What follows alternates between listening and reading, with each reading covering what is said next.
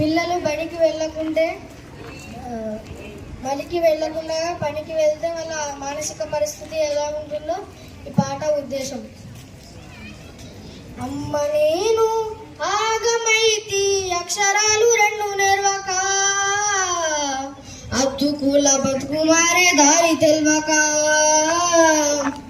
అద్దుకుల బతుకుమారే దారి తెల్వక, ఎండిపోయిన చెరువులోనే చేప పిల్లనై ఉన్నా, నేను చెల్లని పైసనైనా, నేను చెల్లని పైసనైనా.